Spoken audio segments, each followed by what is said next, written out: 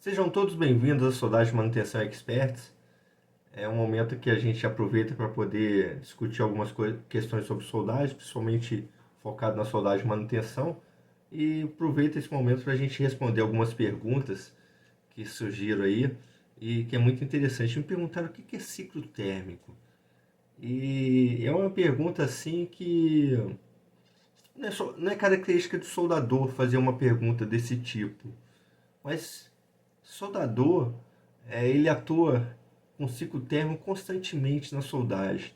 Então, o ciclo térmico é bem interessante, principalmente quando a gente quer saber na elaboração de procedimento de soldagem e a gente começa a entender normas e quando algum material foge da norma, é bem interessante a gente entender esse efeito do ciclo térmico para a gente poder ver os efeitos que isso pode trazer à soldagem. E eu sempre falo o seguinte: se puder, não solde.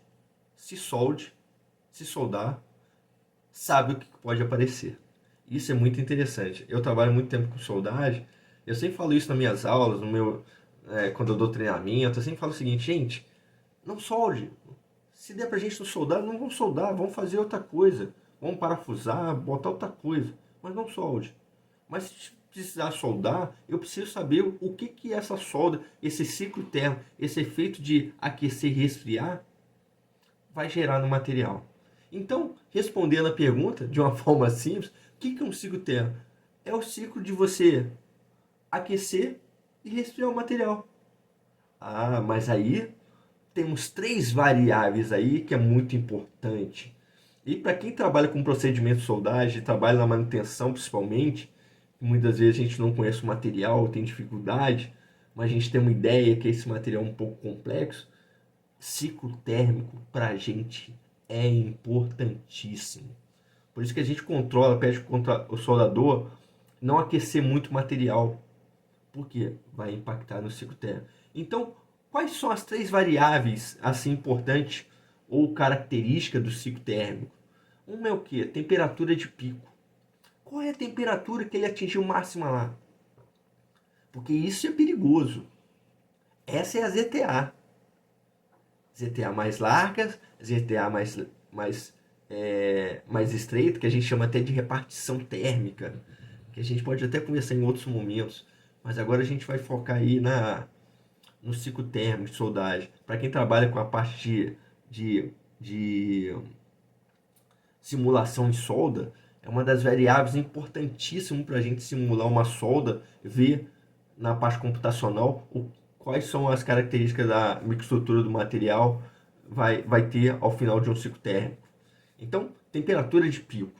2. Tempo de permanência nessa temperatura. E terceiro, é a famosa velocidade de resfriamento. Então vamos utilizar o aço como exemplo.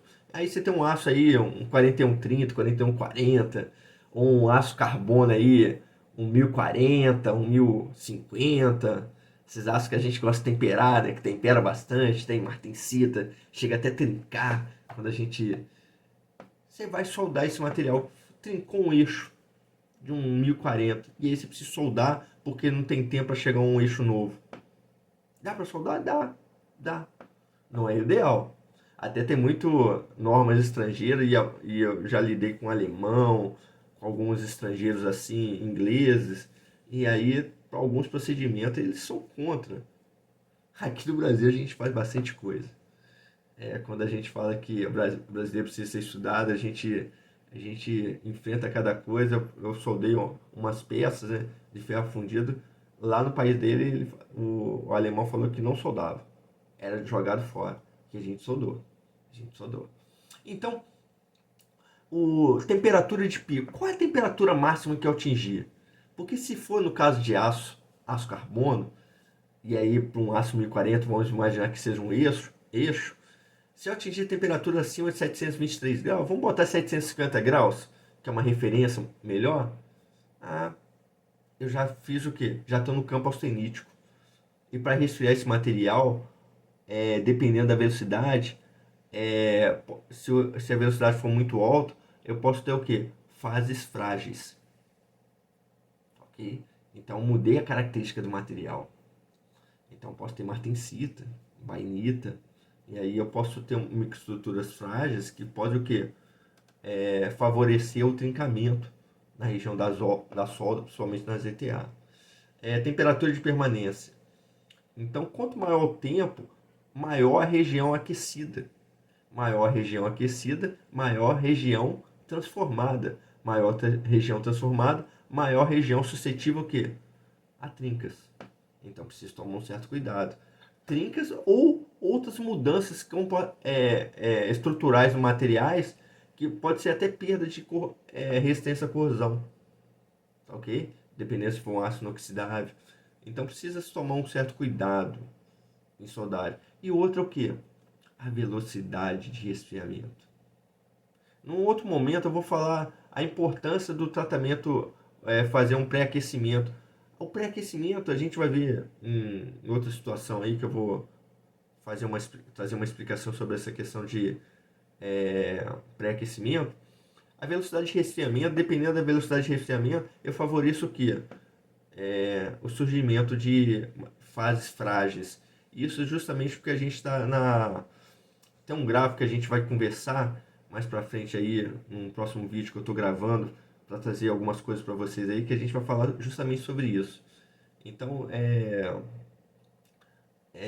a gente vai enfocar mais um pouquinho dentro desse assunto. Então, com relação a ciclo térmico, é o efeito de você aquecer e resfriar. E dentro disso aí você tem algumas características, que é temperatura de pico, tempo de permanência e velocidade de resfriamento. Que tudo isso pode impactar em quê? Na sua solda. Tá bom? Eu espero que você tenha atendido a pergunta aí do nosso amigo aí que está acompanhando os nossos vídeos. E se tiver mais alguma dúvida, pode perguntar. E eu deixo aqui para você um forte abraço. Até a próxima.